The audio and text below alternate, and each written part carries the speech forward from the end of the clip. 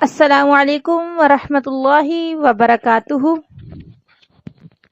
نحمده ونصلی علی رسولہ الکریم اما بعد فاعوذ باللہ من الشیطان الرجیم بسم اللہ الرحمن الرحیم رب اشرح لی صدری ویسر لی امری واحلل عقدۃ من لسانی یفقہوا قولی ربی زدنی علما ربی زدنی علما ربی زدنی علما وفہما آمین۔ آج ہم بفضل اللہ تعالی پارہ نمبر 10 شروع کرنے والے ہیں۔ اس پارے میں مال غنیمت کے حوالے سے ہے کہ وہ کن لوگوں میں تقسیم کیا جائے، اس کے اندر کس کس کا حق ہے۔ مزید اللہ رب العزت نے اس میں غزوہ بدر کے متعلق بات کی اور ایمان والوں کو مخاطب کرتے ہوئے کچھ راز، کچھ اصول، کچھ قواعد ایسے بتائے کہ جن پر عمل کر کے یہ جنگ میں کفار پہ فتح حاصل کر سکتے ہیں۔ کچھ منافقین کا تذکرہ ہے۔ اس کے علاوہ اللہ رب العزت نے اپنے نبی صلی اللہ علیہ وسلم کو مخاطب کرتے ہوئے اس بات کی تلقین کی کہ آپ کو اللہ ہی کافی ہے۔ اس کے بعد پھر جنگ بدر کے حوالے سے کچھ واقعات رونما ہوئے، اس کے حوالے سے اللہ تعالیٰ نے بات کی۔ اس کے بعد شروع ہوتی ہے سورہ توبہ۔ سورہ توبہ جو ہے، اس کو سورہ توبہ اس لیے کہا جاتا ہے کہ اس میں کچھ صحابہ کا ذکر ہے جنہوں نے توبہ کی۔ انشاءاللہ تفصیلی واقعہ جب ہم پڑھیں گے تو آپ کو انشاءاللہ پتہ چل جائے گا۔ اور اس میں اللہ رب العزت نے سورہ توبہ میں کچھ احکامات دیے، کفار کے حوالے سے، مشرکین کے حوالے سے کچھ احکامات دیے اور بتایا کہ کس کے ساتھ کس طرح کا معاملہ رکھنا ہے، ٹھیک ہے۔ اور اللہ رب العزت نے ایک اصول بتا دیا کہ ہر چیز سے محبوب اللہ اور اس کا رسول ہونا چاہیے، باقی رشتے ناتے جو ہیں یہ بعد میں ہیں۔ مساجد کے ادب و احترام کے حوالے سے بات کی۔ جو یہود نے عزیر علیہ السلام کو اللہ کا بیٹا کہا یا عیسائیوں نے مسیح کو اللہ کا بیٹا کہا، اس حوالے سے اللہ تعالیٰ نے بات کی۔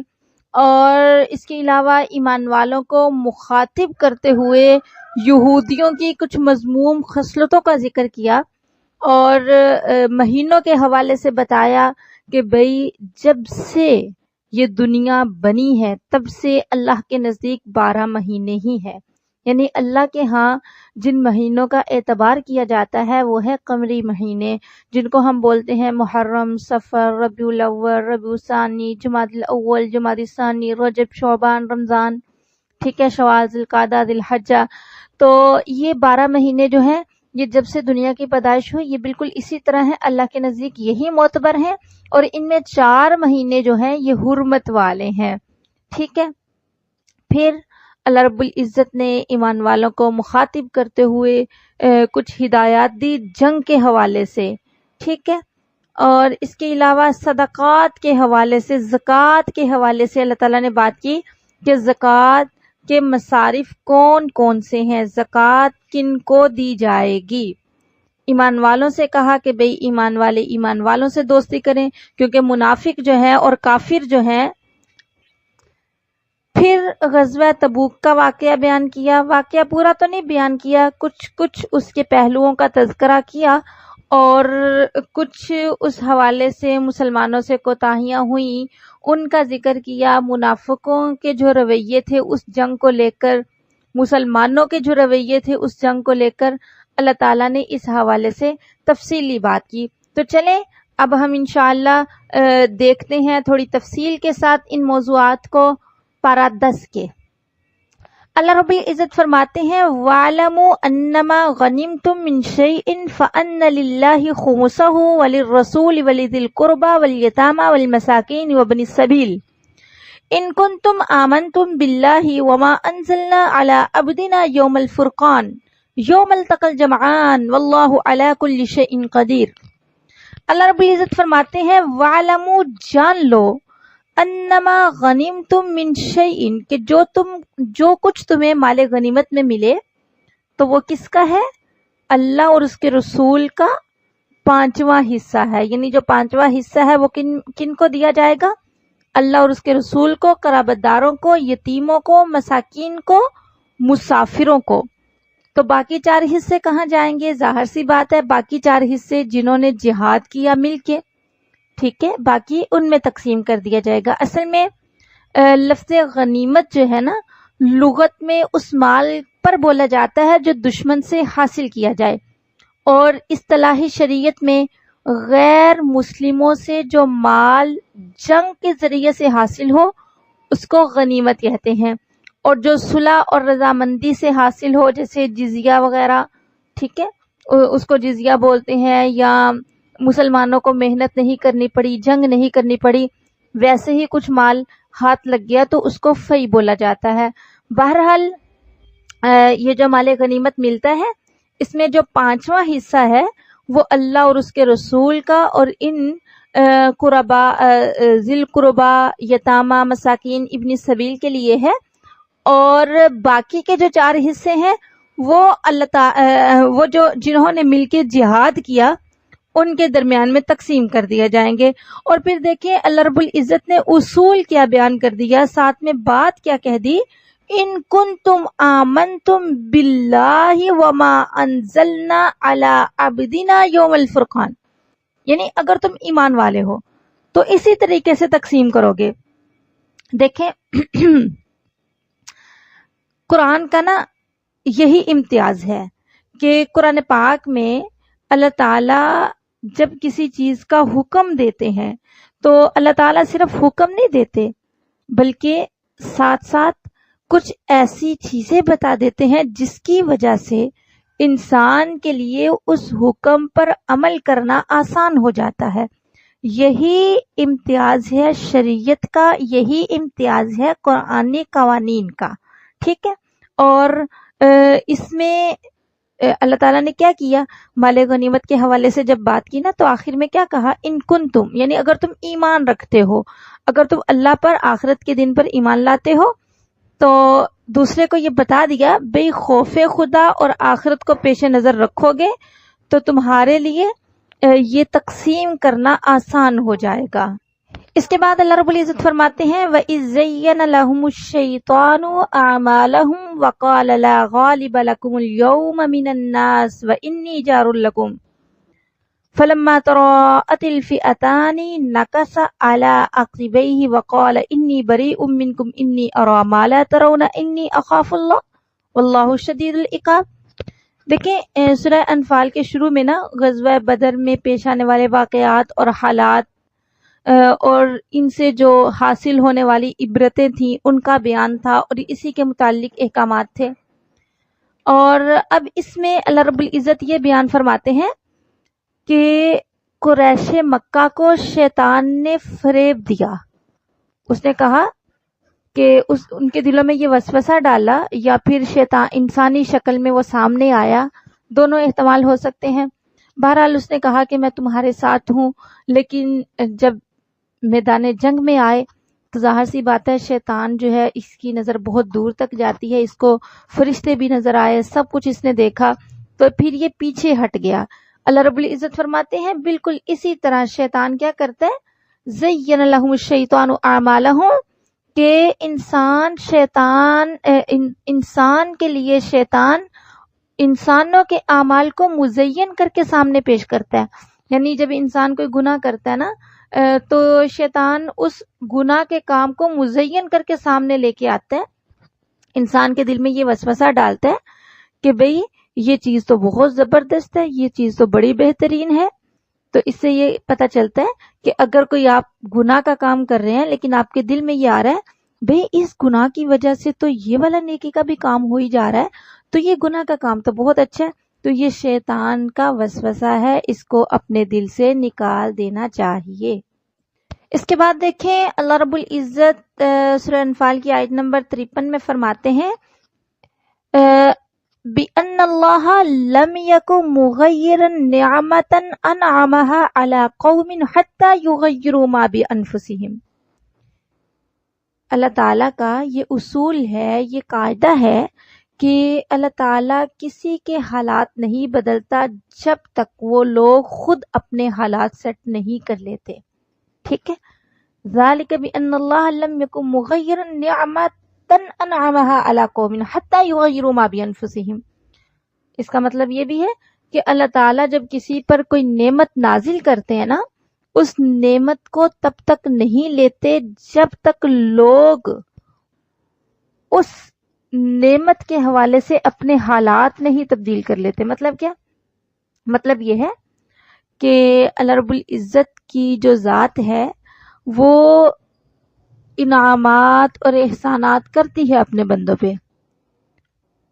تو اللہ تعالیٰ جو نعمت اور رحمت اپنے بندے پر نازل کرتے ہیں تو اس نعمت اور رحمت کے قائم اور باقی رہنے کا ایک ضابطہ ہے کہ جس قوم کو اللہ تعالیٰ نے کوئی نعمت دی تو اس کو اس وقت تک واپس نہیں لیتے جب تک وہ اپنے حالات اور اعمال کو بدل کر خود ہی اللہ کے عذاب کو دعوت نہ دیں. ٹھیک ہے. اور حالات کے بدلنے سے مراد یہ ہے کہ اچھے اعمال اور حالات کو بدل کر برے اعمال اور برے حالات اختیار کر لے، یا یہ کہ اللہ تعالیٰ کی نعمتیں مبذول ہونے کے وقت جن اعمال بد اور گناہوں میں مبتلا تھا، نعمتوں کے ملنے کے بعد ان سے زیادہ برے اعمال میں مبتلا ہو جائے. ٹھیک ہے. سمجھ آئیے آپ کو اس بات کی کہ بِأَنَّ اللَّهَ لَمْ يَكُنْ مُغَيِّرًا نِعْمَةً أَنْعَمَهَا عَلَىٰ قَوْمٍ حَتَّىٰ يُغَيِّرُوا مَا بِأَنفُسِهِمْ، کہ اللہ رب العزت کی ذات اگر کسی قوم پہ کوئی نعمت نازل کرتے ہیں تو اس کو نہیں لیتے. کب تک نہیں لیتے؟ تب تک نہیں لیتے جب تک لوگ نہ بدلیں. کس چیز کو نہ بدلیں؟ یعنی لوگ اپنے حالات کو نہ بدلیں، لوگ گناہوں میں آگے بڑھتے چلے جائیں تو پھر اللہ تعالیٰ آخر اس نعمت کو چھین لیتے ہیں. ایک ہی آیت کا مفہوم آپ صاف لفظوں میں یہ بھی کہہ سکتے ہیں کہ بعض اوقات اللہ تعالیٰ کی ذات اپنی نعمت بعض ایسے لوگوں کو بھی عطا کر دیتے ہیں جو اپنے عمل سے اس کے مستحق نہیں ہوتے، لیکن عطائے نعمت کے بعد اگر وہ اپنے اعمال کا رخ اصلاح کی طرف پھیرنے کی بجائے اعمال بد میں اور آگے بڑھے تو پھر یہ نعمت ان سے چھین لی جاتی ہے اور وہ عذاب الہی کے مستحق ہو جاتے ہیں. اس لیے کوشش یہ کرنی چاہیے، پہلی بات تو یہ ہے کہ اللہ تعالیٰ جب کوئی نعمت دے تو اس کا استعمال اچھے کاموں میں لگائیں، اور اگر آپ اس کا استعمال اچھے کاموں میں نہیں کر رہے تو امید کی جاتی ہے کہ وہ نعمت آپ سے چھن جائے گی. اللہ تعالیٰ ہمیں اپنی نعمتوں کی قدر کرنے کی توفیق عطا فرمائے. اس کے بعد دیکھیں اللہ تعالیٰ نے آیت نمبر 60 میں کچھ ہدایات دی جس میں اللہ تعالیٰ نے مسلمانوں کو مخاطب کرتے ہوئے کہا کہ وَأَعِدُّوا لَهُم مَّا اسْتَطَعْتُمْ، یعنی جنگ سامان کی تیاری کرو کفار کے لیے جس قدر تم سے ہو سکے. تو اس میں مَا اسْتَطَعْتُمْ کی قید لگا کر اشارہ کر دیا کہ تمہاری کامیابی کے لیے یہ ضروری نہیں ہے کہ جیسا ساز و سامان، جیسا اسلحہ تمہارے مخالف کے پاس ہے بالکل ویسا تمہارے پاس بھی ہونا چاہیے، بلکہ جتنا تم سے ہو سکتا ہے اتنا کر لو، باقی اللہ تعالیٰ کی مدد جو ہے وہ تمہارے ساتھ ہے. اور اس سے یہ بھی پتہ چلتا ہے کہ جہاد کے لیے اسلحہ اور سامان حرب کی جو تیاری ہے یہ فرض ہے. اللہ پر بھروسہ کر کے نہیں بیٹھ جانا، بلکہ جتنا ہو سکے جہاد کے لیے اسلحہ اور سامان جہاد جو ہے یہ مہیا کرنا چاہیے، یہ ساتھ لینا چاہیے. پھر اس کے بعد اللہ رب العزت فرماتے ہیں کہ فَإِنَّ حَسْبَكَ اللَّهُ، یعنی آپ کو اللہ کافی ہے، وہ اللہ جس نے آپ کی مدد کی مومنوں کے ذریعے سے، آپ کو تائید دی اپنی مدد، اپنی نصرت اور مومنوں کے ذریعے سے. ٹھیک ہے. اور وہ اللہ کی ذات وہ ذات ہے جو آپ کو کافی ہے، وہ ہے جس نے مسلمانوں کے دلوں میں محبت، صلح، اتفاق، اتحاد پیدا کر دیا. تو اس سے ہمیں یہ بھی پتہ چلتا ہے کہ اگر پوری قوم ایک جگہ پہ اکٹھی ہو جائے گی تو پھر اللہ تعالیٰ جو ہے وہ اپنی مدد بھی نازل کرتے ہیں. اور یہ جو اللہ تعالیٰ نے بتایا نا کہ وَأَلَّفَ بَيْنَ قُلُوبِهِمْ، اللہ تعالیٰ نے کہا کہ اللہ تعالیٰ نے یہ جو محبت الفت لوگوں کے دلوں میں ڈال دی ہے، یہ کام جو ہے یہ اللہ کے اختیار میں ہے، یہ آپ کے اختیار میں نہیں ہے. اگر آپ سب کچھ قربان کر دیتے، سب کچھ خرچ کر دیتے صرف اس لیے کہ آپ ان کے دلوں میں اللہ کی محبت ڈال سکتے، تو ایسا نہیں ہو سکتا تھا. تو اس سے ہمیں یہ پتہ چلتا ہے کہ دلوں میں محبت ڈالنا یہ اللہ تعالیٰ کے اختیار میں ہے. اس لیے اللہ تعالیٰ سے ہمیشہ دعائیں مانگتے رہنا چاہیے کہ اللہ تعالیٰ ہمارے دلوں میں نیک لوگوں کی محبت پیدا کر دے، رشتوں کی محبت پیدا کر دے، جس کی وجہ سے ہم صلح، اتفاق اور اتحاد کے ساتھ زندگی گزار سکیں. اس کے بعد اللہ تعالیٰ نے کچھ مدد کے طریقے بیان کیے کہ اللہ تعالیٰ نے کس طریقے سے میدان جنگ میں مسلمانوں کی مدد کی اور کس طریقے سے وہ مدد کرتا ہے اپنے فرشتے بھیج کر.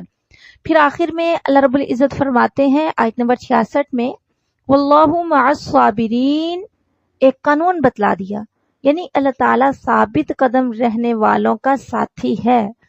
تو اس میں میدان جنگ میں ثابت قدم رہنے والے بھی شامل ہیں اور عام احکام شرعیہ کی پابندی پر ثابت قدم رہنے والے بھی شامل ہیں، یعنی ان سب کے لیے معیت الہیہ کا وعدہ ہے. ٹھیک ہے، اور جس کو اللہ تعالیٰ کی مدد مل گئی اور ظاہر سی بات ہے فتح اور کامیابی ان کے حصے میں ہے، اور جس کو اللہ تعالیٰ کی مدد مل گئی اس کو پھر ساری دنیا مل کر کے بھی اس کو اس کی جگہ سے ہلانا چاہے تو ہلا نہیں سکتی. اس لیے واللہ مع الصابرین یہ قانون یاد رکھ لیں کہ اللہ کی اگر مدد چاہیے تو پھر آپ کو ثابت قدم رہنا پڑے گا میدان جنگ میں بھی اور احکام شرعیہ کی پابندی پر بھی.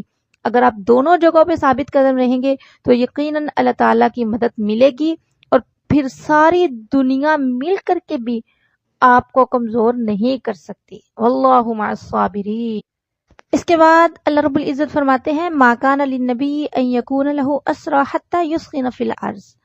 اصل میں نا جو غزوہ بدر تھا نا یہ سب سے پہلا جہاد تھا اور اچانک پیش آیا تھا.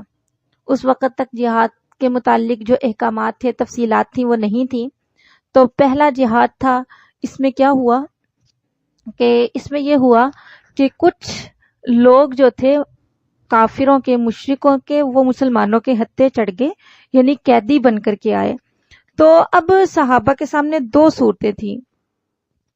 پہلی صورت تو یہ تھی کہ فدیہ لے کر ان کو چھوڑ دیں، ٹھیک ہے. دوسری صورت یہ تھی کہ ان کو قتل کر دیں، جو قیدی بن کر کے آئے ہیں ان کو قتل کر دیں.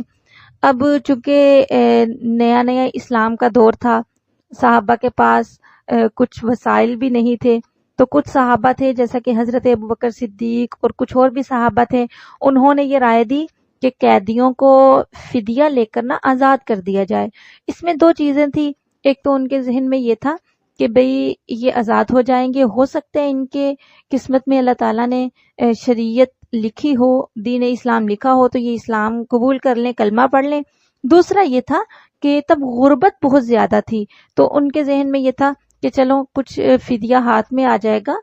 تو یہ دو چیزیں تھیں اس میں کہ وہ جو ان کو آزاد کرنا چاہتے تھے، فدیہ لے کے چھوڑنا چاہتے تھے. تو اللہ تعالیٰ نے یہاں پر تنبیہ کی. اللہ تعالیٰ نے کہا کسی نبی کے یہ لائق نہیں ہے کہ اس کے پاس قیدی آئیں، ٹھیک ہے. تو اللہ تعالیٰ نے یہ کہا کہ تم دنیا چاہتے تھے، اللہ تو آخرت چاہتا ہے. واللہ عزیز حکیم. دیکھیں حالانکہ صحابہ کے دو طرح کے ذہن تھے. ایک تو وہ یہ چاہتے تھے کہ ہو سکتا ہے ان کی قسمت میں اسلام لکھا ہو، یہ اسلام قبول کر لیں آئندہ. دوسرا یہ تھا کہ مال غنی یعنی ان کا فدیہ مل جائے.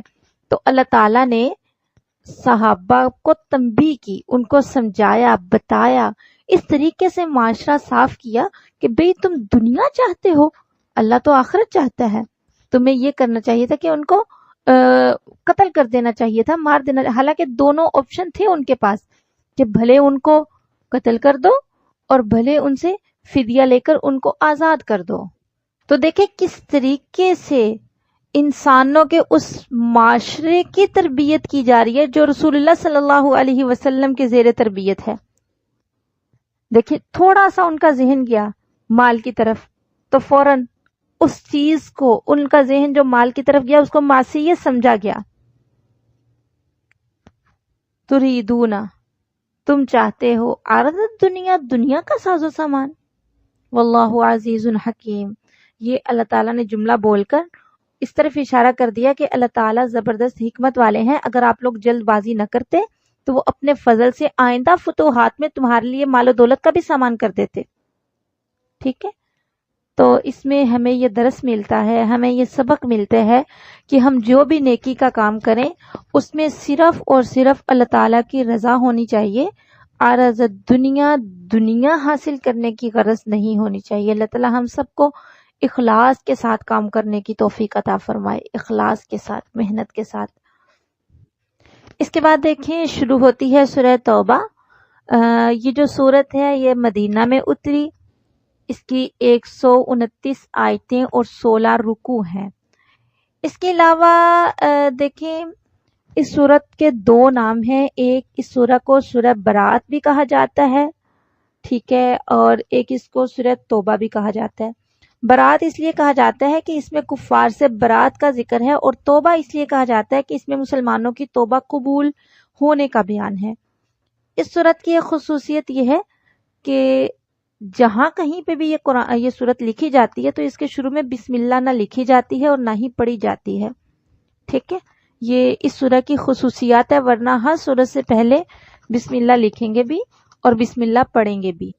اس سورہ مبارکہ میں کچھ غزوات کا ذکر ہے، جیسا کہ غزوہ تبوک ہو گیا، اسی طرح جو حج اکبر تھا اس کے حوالے سے کچھ احکامات ہیں، بہت تفصیلی احکامات اس میں اللہ تعالیٰ نے مشرکین کے حوالے سے بیان کیے ہیں۔ بہرحال دیکھیں اس کی جو پہلی 5 آیات ہیں ان سے کچھ مسائل نکلتے ہیں، جیسا کہ پہلا ہمیں یہ پتہ چلتا ہے کہ فتح مکہ کے بعد رسول اللہ صلی اللہ علیہ وسلم نے قریش مکہ اور دوسرے دشمن قبائل کے ساتھ جو معاملہ کیا تھا، یعنی معافی کا معاملہ کیا تھا، تو اس نے عملی طور پر مسلمانوں کو یہ اخلاقی درس دیا ہے کہ جب تمہارا کوئی دشمن تمہارے قابو میں آ جائے اور تمہارے سامنے عاجز ہو جائے تو پھر کیا کرنا ہے، پچھلی عداوتوں اور تکلیفوں کا انتقام نہیں لینا بلکہ معافی والا معاملہ کرنا ہے، ٹھیک ہے۔ اور دوسرا ان آیات کو مد نظر رکھتے ہوئے ہمیں یہ بھی پتہ چلتا ہے کہ دشمن پر قابو پانے کے بعد اپنے غصہ کے جذبات کو دبا دینا، اس بات کا بھی ثبوت ہے کہ یہ لڑائی جو ہے یہ اپنے نفس کے لیے نہیں ہے بلکہ یہ صرف اور صرف اللہ تعالیٰ کی ذات کے لیے ہے۔ تیسرا ہمیں یہ پتہ چلتا ہے کہ دشمن جب مغلوب ہونے کے بعد اخلاق فاضلہ کا مشاہدہ کرے گا تو شرافت کا تقاضا یہ ہے کہ اس کو اسلام اور مسلمانوں سے محبت ہو جائے گی، ٹھیک ہے۔ تو اس کے علاوہ دیکھیں آیت نمبر 6 میں اللہ رب العزت نے یہ جو کہا کہ وَإِنْ أَحَدٌ مِّنَ الْمُشْرِكِينَ اسْتَجَارَكَ فَأَجِرْهُ حَتَّى يَسْمَعَ كَلَامَ اللَّهِ ثُمَّ أَبْلِغْهُ مَأْمَنَهُ۔ اس آیت سے ہمیں یہ پتہ چلتا ہے کہ اگر کوئی مسلمانوں سے کوئی کافر مطالبہ کرے کہ مجھے اسلام کی حقانیت دلیل سے سمجھاؤ تو مسلمانوں پر لازم ہے کہ اس کا مطالبہ پورا کریں، ٹھیک ہے، یعنی کفار کو اسلام کے متعلق تحقیقات اور معلومات مہیا کرنا مسلمانوں پر فرض ہے، ٹھیک ہے، اور اس کی حفاظت کی جائے گی، اس کو کسی قسم کی تکلیف یا نقصان نہیں پہنچایا جائے گا، اور بعد میں اس کو امن کے ساتھ اس کے اصل ٹھکانے تک پہنچا دیا جائے گا۔ اس کے بعد اللہ رب العزت فرماتے ہیں آیت نمبر 11 میں کہ فَإِن تَابُوا وَأَقَامُوا الصَّلَاةَ وَآتَوُا الزَّكَاةَ فَإِخْوَانُكُمْ فِي الدِّينِ وَنُفَصِّلُ الْآيَاتِ لِقَوْمٍ يَعْلَمُونَ۔ اللہ رب العزت نے واضح کر دیا کہ اسلامی برادری میں داخل ہونے کے لیے 3 شرطیں ہیں۔ نمبر 1 کفر و شرک سے توبہ، دوسرا نماز، تیسرا زکوٰۃ۔ دیکھیں ایمان لانا، توبہ کرنا یہ ایک مخفی امر تھا، ٹھیک ہے، اس کی حقیقت کا مسلمانوں کو پتہ نہیں چل سکتا تھا، اس لیے 2 ظاہری علامتیں بھی بیان کر دیں، وہ کیا تھی؟ نماز اور زکوٰۃ۔ تو اس سے ہمیں یہ پتہ چلتا ہے کہ یہ جو نماز اور زکوٰۃ ہے اس کی بہت زیادہ اہمیت ہے۔ یہی وجہ ہے کہ حضرت ابوبکر صدیق رضی اللہ تعالیٰ عنہ نے ان لوگوں سے جہاد کیا جنہوں نے رسول اللہ صلی اللہ علیہ وسلم کی وفات کے بعد زکوٰۃ دینے سے انکار کر دیا تھا، ٹھیک ہے۔ تو اللہ تعالیٰ ہم سب کو نمازی بھی بنائے اور زکوٰۃ ادا کرنے والا بھی بنائے۔ زکوٰۃ ادا کرنا اور نماز پڑھنا یہ مسلمانوں پر ویسے ہی فرض ہے جس طرح ایمان لانا اور توبہ کرنا فرض ہے۔ اس کے بعد اللہ رب العزت فرماتے ہیں انما یعمر مساجد اللہ من آمن باللہ والیوم الآخر واقام الصلاة وآت الزکاة ولم یخش الا اللہ فعسى اولئک ان یکونوا من المہتدین۔ اس آیت سے ہمیں یہ پتہ چلتا ہے کہ مساجد کی عمارت اور آبادی صرف نیک مسلمان ہی کا کام ہے. ٹھیک ہے، تو یہ ثابت ہوا کہ جو بندہ مساجد کی حفاظت کرتا ہے، صفائی ستھرائی کا خیال رکھتا ہے، دوسری ضروریات کا انتظام کرتا ہے، اور جو عبادت اور ذکر اللہ کے لیے یا علم دین اور قرآن پڑھنے پڑھانے کے لیے مسجد میں آتا جاتا ہے، تو یہ تمام اعمال ایسے ہیں جو اس کے مومن ہونے کی شہادت ہیں. اللہ تعالی ہم سب کو توفیق عطا فرمائے. اس کے بعد دیکھیں آیت نمبر 19 سے 23 تک. ان آیات سے ہمیں کچھ مسائل کا پتہ چلتا ہے، کچھ فوائد کا پتہ چلتا ہے. سورۃ توبہ آیت نمبر 19 تا 23. پہلا یہ کہ ایمان روح عمل ہے. ٹھیک ہے، اس کے بغیر کیسا ہی اچھا عمل کیوں نہ ہو وہ بے جان ہے اور ناقابل قبول ہے. دوسرا، اس سے ہمیں یہ پتہ چلتا ہے کہ معصیت اور نافرمانی سے انسان کی عقل بھی خراب ہو جاتی ہے، اور ایسے ہی خراب ہوتی ہے کہ انسان پھر اچھے کو برا اور برے کو اچھا سمجھنے لگ جاتا ہے. جیسا کہ 19ویں آیت کے آخر میں اللہ رب العزت نے فرمایا ان اللہ لا یہدی القوم الظالمین. اسی بات کی طرف اشارہ کیا کہ نافرمانی اور معصیت کی وجہ سے انسان کی عقل خراب ہو جاتی ہے، پھر کیا ہوتا ہے انسان کو اچھے برے کا پتہ ہی نہیں چلتا. تیسرا، ہمیں یہ پتہ چلتا ہے کہ نیک اعمال جو ہیں ان میں بھی تفاضل ہے. ٹھیک ہے، کسی کا درجہ زیادہ ہے، کسی کا درجہ کم ہے. اور اچھا، ہمیں اس سے یہ پتہ بھی چلتا ہے کہ راحت اور نعمت کے دائمی رہنے کے لیے دو چیزیں ضروری ہیں. ایک یہ کہ وہ نعمتیں کسی وقت ختم نہ ہو جائیں، دوسرا یہ کسی وقت ان لوگوں کو ان نعمتوں سے جدا نہ کیا جائے. اس لیے اللہ تعالیٰ کے جو مقبول بندے ہیں ان کے لیے دونوں چیزوں کی ضمانت ہے. نعیم مقیم فرما کر اللہ تعالیٰ نے بیان کر دیا دائمی ہونا نعمتوں کا، اور خالدینہ فیہا ابدا فرما کر ان لوگوں کو کبھی ان نعمتوں سے الگ نہ کرنے کا اطمینان دلا دیا. اس کے بعد آیت نمبر 23 کو دیکھیں. بہت اہم مسئلہ اس میں بیان کیا گیا. وہ مسئلہ ہے رشتہ داری اور دوستی کا. یعنی انسان کے سارے تعلقات جو ہے نا، سارے تعلقات بعد میں پہلا تعلق، پہلا رشتہ جو ہے یہ اللہ اور اس کے رسول کا ہے، اسی کو مقدم رکھنا ہے. جو تعلق اس تعلق سے ٹکرائے وہ توڑنے کے قابل ہے. اور یقین جانیں اگر آپ صحابہ کا عمل دیکھیں، صحابہ کے واقعات دیکھیں، تو انہوں نے کس طریقے سے اپنی جان، مال، ہر رشتہ، اپنا ہر تعلق کیسے اپنے نبی صلی اللہ علیہ وسلم پر قربان کر دیا. اللہ تعالیٰ سے ہم دعا مانگتے ہیں کہ اللہ تعالیٰ بھی ہمیں ایسے ہی محبت عطا فرمائے. اس سے آگے والی جو آیت ہے نا، آیت نمبر 14، آیت نمبر 24، وہ ہمارے لیے بہت اہم ہے. اللہ رب العزت فرماتے ہیں قل ان کان آباؤکم وابناؤکم واخوانکم وازواجکم وعشیرتکم واموال اقترفتموها وتجارۃ تخشون کسادها ومساکن ترضونها احب الیکم من اللہ ورسولہ وجہاد فی سبیلہ فتربصوا حتی یأتی اللہ بامرہ واللہ لا یہدی القوم الفاسقین. اللہ رب العزت فرماتے ہیں کہ اگر تمہیں تمہارے باپ دادا، تمہارے بیٹے، تمہارے بھائی، تمہاری عورتیں، تمہاری برادری، تمہارا مال، تمہاری تجارت، تمہارے گھر، حویلیاں، یہ سب کچھ اللہ اور اس کے رسول سے زیادہ تمہیں محبوب ہیں، تو فتربصوا حتی یاتی اللہ بامرہ، اللہ کے عذاب کا انتظار کرو. پتہ کیا چلتا ہے؟ پتہ یہ چلتا ہے کہ سچا ایمان اس کے بغیر نہیں ہو سکتا کہ اللہ اور اس کے رسول کی محبت ساری دنیا اور خود اپنی جان سے بھی زیادہ ہو. اللہ کے نبی صلی اللہ علیہ وسلم کی حدیث بھی آتی ہے. آپ صلی اللہ علیہ وسلم نے فرمایا کوئی آدمی اس وقت تک مومن نہیں ہو سکتا جب تک کہ میں اس کے نزدیک اس کے باپ اور اولاد اور دنیا کے تمام لوگوں سے زیادہ محبوب نہ ہو جاؤں. سبحان اللہ. اللہ تعالیٰ سے دعا مانگا کریں اللہ اپنی محبت، اپنے نبی کی محبت اور اللہ اور اس کے رسول سے محبت کرنے والوں کی محبت اللہ ہمارے دلوں میں نازل فرمائے. اللہم انا نسألک حبک وحب من یحبک والعمل الذی یقربنی الی حبک.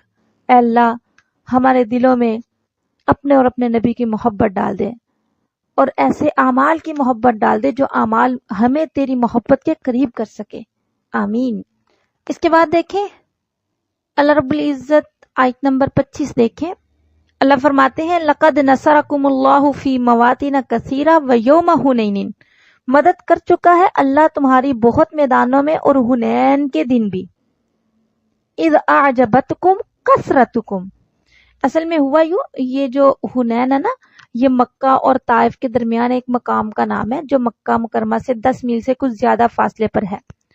تو رمضان 8 ہجری میں جب مکہ مکرمہ فتح ہوا اور قریش مکہ نے رسول اللہ صلی اللہ علیہ وسلم کے سامنے ہتھیار ڈال دیے، تو عرب کا ایک بہت بڑا مشہور اور بہادر اور جنگجو اور مالدار قبیلہ حوازن، جس کی ایک شاخ طائف کے رہنے والے بنو ثقیف بھی تھے، تو ان میں ہلچل مچ گئی۔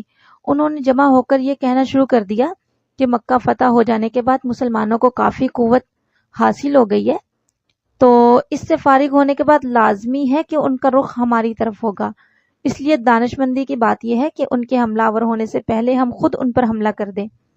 تو اس کام کے لیے قبیلہ حوازن نے اپنی سب شاخوں کو جو مکہ سے طائف تک پھیلی ہوئی تھی جمع کر لیا۔ بہرحال یہ لوگ تھے، یہ جنگ حنین کا واقعہ یہاں اللہ رب العزت غزوہ حنین کا واقعہ بیان کرتے ہیں۔ اس میں یہ ہوا کہ کفار کی ہم بات نہیں کرتے، ہم کرتے ہیں مسلمانوں کی بات، کیونکہ مسلمانوں کی ہی یہاں پر اصلاح کی جا رہی ہے۔ تو مسلمانوں کے پاس ماشاءاللہ اسلحہ بھی تھا بہت زیادہ، اور پھر تعداد بھی ان کے پاس کافی زیادہ تھی، ٹھیک ہے، تو کافی زیادہ تعداد، پھر اسلحہ بھی بہت زیادہ۔ تو کچھ کے دل میں یہ چیز آ گئی کہ بھئی آج تو فتح ہو کر رہے گی، آج تو فتح ہماری پکی ہے، کیونکہ آج ہماری تعداد بھی زیادہ ہے اور اسلحہ وغیرہ بھی کثرت کے ساتھ ہمارے پاس موجود ہے۔ بس دل میں یہ گمان آنا تھا، دل میں یہ خیال آنا تھا کہ حالات پلٹ کر رہ گئے۔ کیا ہوا؟ جب کفار نے اچانک حملہ کیا نا، تو چاروں طرف سے انہوں نے حملہ کر دیا، تو اللہ تعالیٰ کو یہ چیز ناپسند تھی کہ مسلمان اپنی طاقت پر بھروسہ کریں، کیونکہ مسلمانوں کو اپنی طاقت پر نہیں بلکہ اللہ رب العزت کی مدد پر بھروسہ ہونا چاہیے۔ تو کفار نے جب اچانک سے حملہ کیا، صحابہ کے پاؤں اکھڑ گئے، بھاگنے لگے، صرف رسول اللہ صلی اللہ علیہ وسلم اپنی سواری پر سوار تھے اور پیچھے نہیں ہٹ رہے تھے بلکہ آگے بڑھ رہے تھے، اور کچھ بہت تھوڑے سے صحابہ تھے جو آپ کے ساتھ تھے اور آگے بڑھ رہے تھے، تقریباً 300 اور بعض نے 100 یا اس سے بھی کم بتلائی ہے۔ بہرحال اللہ کے نبی صلی اللہ علیہ وسلم جمے رہے، کچھ صحابہ بھی تھے جو آپ کے ساتھ جمے رہے۔ اب حملہ بہت اچانک ہوا اور چاروں طرف سے ہو گیا، صحابہ تو بہت پریشان ہو گئے۔ ان کے جب پاؤں اکھڑے تو حضرت عباس رضی اللہ تعالی عنہ نے، مسلمان ہو چکے تھے، انہوں نے یہ تمام حالات دیکھے تو اونچی آواز سے آپ صلی اللہ علیہ وسلم کے حکم کے مطابق نا، انہوں نے اونچی آواز سے صحابہ کو پکارنا شروع کر دیا کہ وہ لوگ کہاں ہیں جنہوں نے درخت کے نیچے جہاد کی بیعت کی تھی، اور سورہ بقرہ والے حضرات کہاں ہیں، اور وہ انصار کہاں ہیں جنہوں نے جان کی بازی لگانے کا وعدہ کیا تھا۔ سب کو چاہیے کہ واپس آئیں، اور رسول اللہ صلی اللہ علیہ وسلم پر یہاں پر موجود ہیں۔ حضرت عباس رضی اللہ تعالیٰ عنہ کی ایک آواز بجلی کی طرح دوڑ گئی، سب بھاگنے والے جو تھے وہ پیچھے کو آنے لگ گئے، اور بڑی دلیری کے ساتھ پھر انہوں نے دشمن کا مقابلہ کیا۔ تو اسی حالت میں اللہ تعالیٰ نے فرشتوں کی مدد بھیج دی، ٹھیک ہے۔ تو یہ کچھ معاملہ بنا، یہ کچھ صورتحال تھی، واقعہ بہت لمبا ہے اور اپنے اندر بہت سارے اسباق لیے ہوئے ہیں ہمارے لیے۔ بہرحال ہمیں اس سے جو اہم سبق ملتا ہے وہ یہی ملتا ہے کہ ہمیشہ اللہ رب العزت کی مدد پر اعتماد اور بھروسہ کرنا چاہیے۔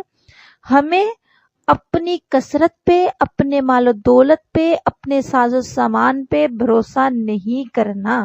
یہ اہم واقعہ، اہم سبق ہمیں اس اہم واقعہ سے ملتا ہے۔ اللہ تعالیٰ ہمیں بس عمل کرنے کی اور اپنی نیتوں کو خالص رکھنے کی توفیق عطا فرمائے۔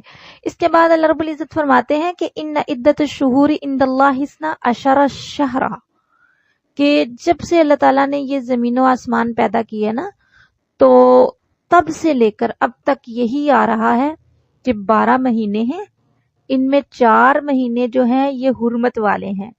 تو تمام انبیاء علیہ الصلوۃ والسلام کی شریعتیں اس پر متفق ہیں کہ ان 4 مہینوں میں ہر عبادت کا ثواب بھی زیادہ ہوتا ہے، اور ان میں اگر کوئی گناہ کرے گا تو گناہ کا وبال اور عذاب بھی زیادہ ہوگا۔ تو یہ حرمت والے مہینے کون کون سے ہیں؟ یہ مہینے جو ہیں یہ ذوالقعدہ، ذوالحجہ، محرم اور رجب کے مہینے ہیں۔ ان میں قتال کرنا حرام ہے، ٹھیک ہے، اور ان کا احترام کرنا چاہیے، ان میں عبادات کرنی چاہیے، ٹھیک ہے۔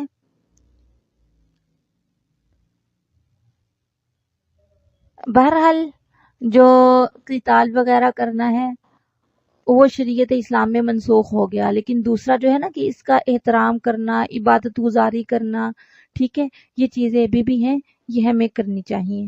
تو ہمیں اس آیہ مبارکہ سے یہ پتہ چلتا ہے کہ جو مہینوں کی ترتیب ہے، ٹھیک ہے، جو مہینوں کے نام ہیں وہ اسلام میں معروف ہیں، اور یہ انسانوں نے نہیں بنائے بلکہ اللہ رب العزت کی ذات نے ان کو ترتیب دی ہے۔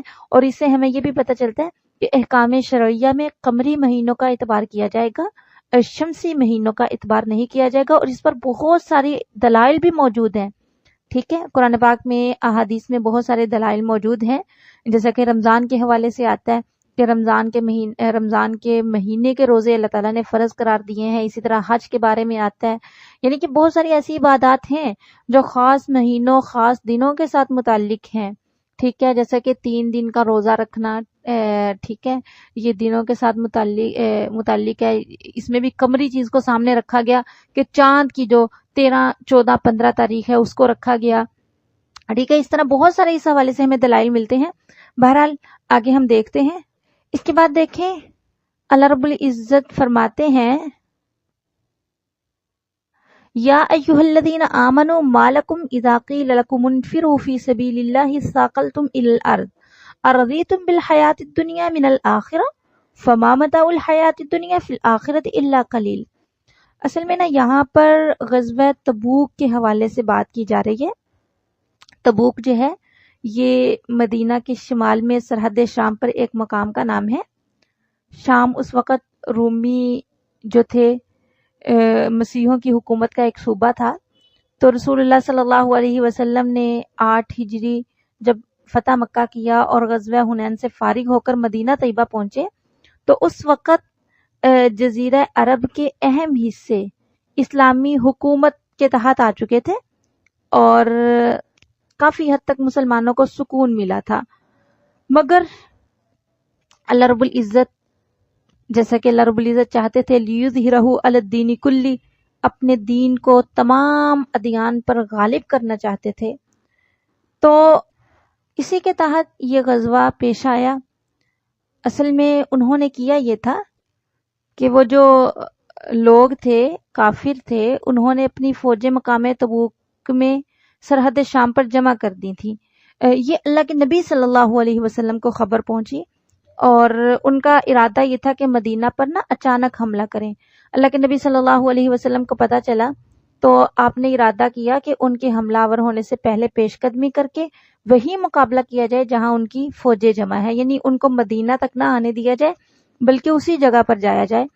تو اتفاقاً یہ زمانہ جو تھا یہ سخت گرمی کا موسم تھا اور مدینہ کے حضرات عموماً جو زراعت پیشہ لوگ تھے ان کی کھیتیاں اور باغات کے پھل پک رہے تھے جس پر ان کی ساری معیشت اور پورے سال کا گزارا تھا۔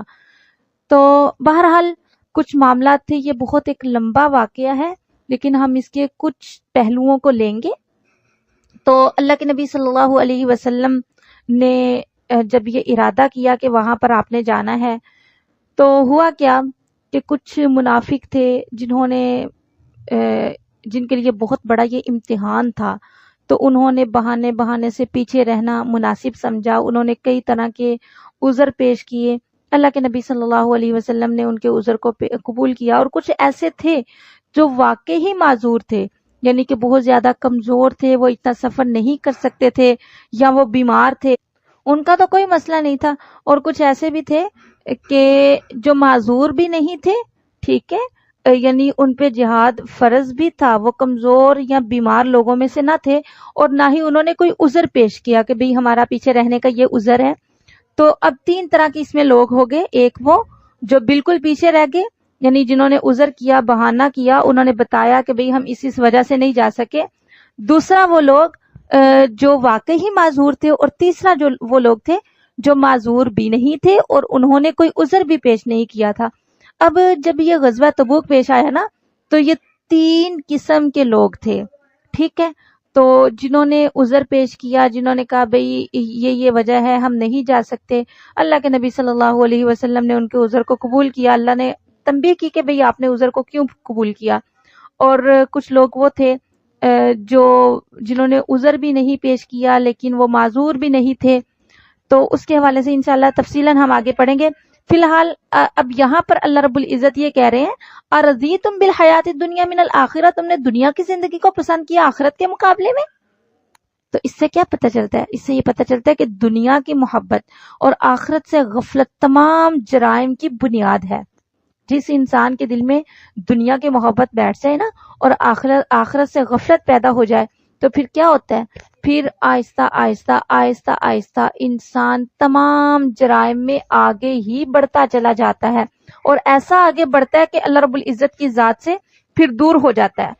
اس کے بعد دیکھیں اللہ رب العزت نے بتایا کہ کچھ لوگ ایسے ہیں جو اللہ کے نبی صلی اللہ علیہ وسلم پر الزام لگاتے ہیں۔ وہ کیا کہتے ہیں کہ آپ صلی اللہ علیہ وسلم نے جو صدقات کی تقسیم ہے وہ صحیح طریقے سے نہیں کی، یعنی جو آپ کے پاس زکوٰۃ کا مال آتا ہے یا جو بھی آتا ہے تو آپ اس کی تقسیم صحیح طریقے سے نہیں کرتے۔ اللہ رب العزت فرماتے ہیں کہ ان کو ایسا ہونا چاہیے تھا، ان کے ایمان کا تقاضا یہ تھا کہ جو بھی اللہ کے نبی صلی اللہ علیہ وسلم ان کو دیتے، یہ اس کو قبول کر لیتے اور کہتے کہ حسبنا اللہ، اللہ ہمیں کافی ہے، سیؤتینا اللہ من فضلہ ورسولہ انا الی اللہ راغبون، یعنی اللہ کے نبی صلی اللہ علیہ وسلم نے جو بھی دیا تھا اس کو قبول کر لیتے اور اللہ ہی کو کافی سمجھتے، اور یہ سمجھتے کہ اللہ ہمیں اپنے فضل سے اور مزید دے گا۔ پھر اس کے بعد چونکہ اللہ کے نبی صلی اللہ علیہ وسلم پر لوگوں نے بات کی کہ آپ نے صحیح سے صدقات تقسیم نہیں کیے، تو اللہ رب العزت نے خود ایک اصول بیان کر دیا، بتا دیا کہ زکوٰۃ کے جو مصارف ہیں وہ کون کون ہیں؟ فقیر، مسکین، عاملین علیہا، یعنی جو زکوٰۃ وصول کرنے کے لیے جن کو بھیجا جاتا ہے، ٹھیک ہے۔ اس کے علاوہ تالیف قلب کے لیے، یعنی اگر کوئی غیر مسلم ہے اور آپ کو لگتا ہے کہ وہ اسلام کی طرف آ جائے گا، اسلام قبول کر لے گا اور اس کو مال کی ضرورت ہے، تو آپ تالیف قلب کے لیے اس کو بھی زکوٰۃ میں سے کچھ نہ کچھ دے سکتے ہیں۔ اس کے علاوہ گردن چھڑوانی ہو، یعنی کسی کو آزاد کروانا ہو، اس کے علاوہ کچھ غارمین، مطلب یہ ہے کہ قرض دار، یعنی جن کے اوپر اتنا قرضہ ہے اور ان کی اتنی آمدنی نہیں ہے کہ وہ اپنا قرضہ آسانی سے اتار سکیں، تو ایسے لوگوں کو زکوٰۃ دی جا سکتی ہے ان کا قرضہ اتروانے کے لیے۔ اسی طرح فی سبیل اللہ، یعنی جو مجاہد ہیں یا جو حاجی ہے جس کے پاس ضرورت کا سامان نہیں ہے، تو اس میں بھی زکوٰۃ لگ سکتی ہے۔ وابن السبیل، اور مسافر، یعنی مسافر کہیں پہ گیا لیکن اس کے بعد کچھ نہیں ہے، کوئی ضروریات زندگی نہیں ہے، اس نے واپس آنا ہے یا کچھ بھی جو بھی اس کے معاملات ہیں، تو اس کو بھی زکوٰۃ دی جا سکتی ہے۔ اچھا، یہاں پر وفی سبیل اللہ کو لے کے میں بات کرنا چاہوں گی۔ بعض لوگ فی سبیل اللہ میں ہر چیز کو شامل کر دیتے ہیں، یعنی جو بھی کام اللہ کے لیے ہو نا، اللہ کی رضا کے لیے ہو، کتابیں چھاپنا، کتابیں تقسیم کروانا، کچھ بھی کرنا، کنویں کھدوانا، ٹھیک ہے، یہ پانی وغیرہ کا انتظام کروانا، مساجد کا انتظام کروانا، مساجد کو تعمیر کرنا، مدارس کو تعمیر کرنا، مدارس کے جو استاد ہیں ان کی تنخواہیں مقرر کرنا، وہ سب چیزیں یعنی فی سبیل اللہ میں ہر چیز لے آتے ہیں۔